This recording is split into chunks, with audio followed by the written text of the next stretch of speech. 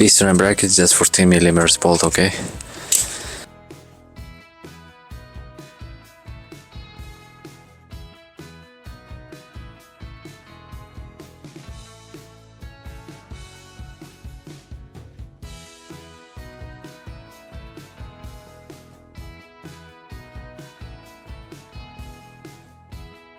I'm gonna use a wrench. There you go. So guys, same thing. This is rusty. Let's get this done.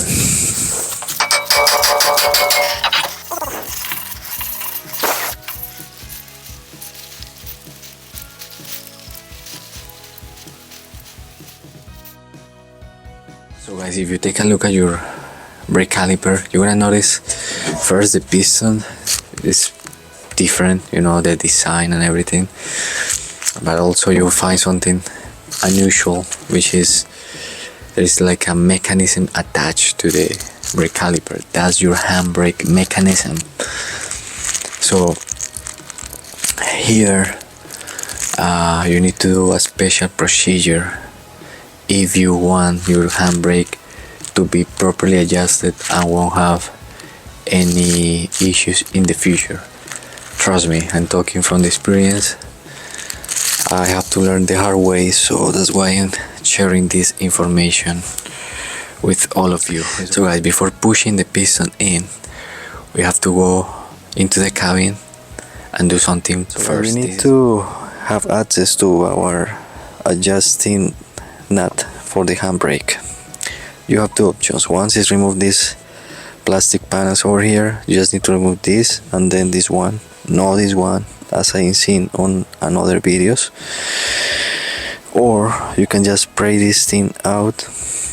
This is, you know, make part of the handbrake, and then you have access to the adjusting nut. If you're doing this during the winter time, you're gonna notice this is a little bit difficult to remove. So what I did is I grabbed my heat gun, and this thing did the trick. So just keep that in mind if you're having issues prying this thing out, okay? Of course the handbrake has to be released to have access. If it's on, you see the adjusting nut is not gonna be accessible with a 10mm deep socket, okay?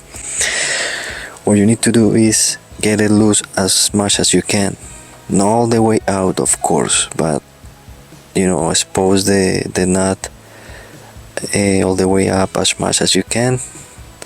That's how you adjust your rear brakes and your handbrake at the same time.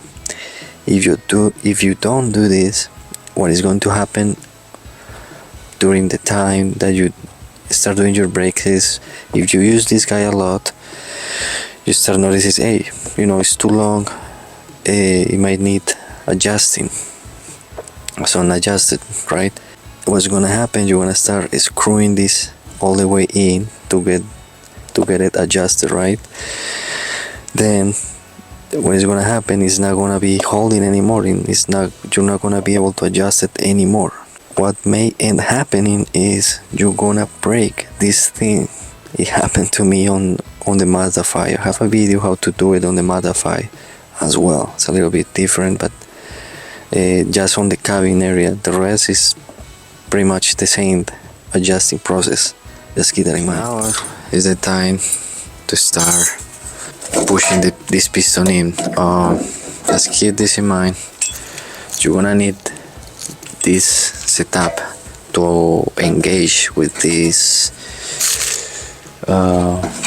let's say tabs here, because that's how you adjust it, you know, that's how you push it in. You turn this piston, you turn it, you don't push it, actually you turn it.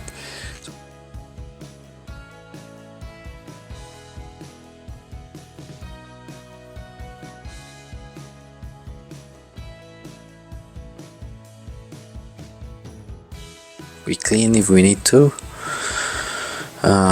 These pins, we're gonna remove it once we put this thing back.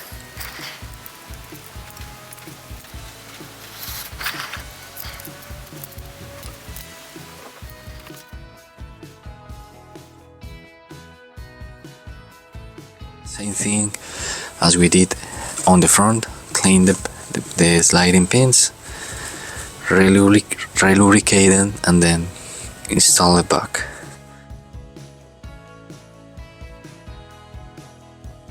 Just make sure the rubber goes all the way in, okay?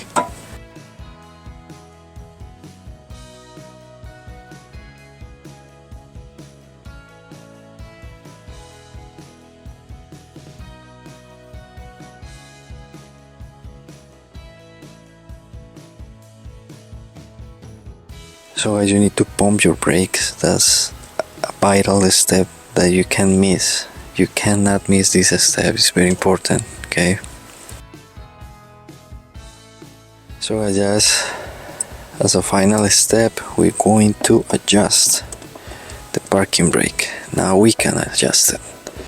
So it has like 1, 2, 3, 4, 5, 6.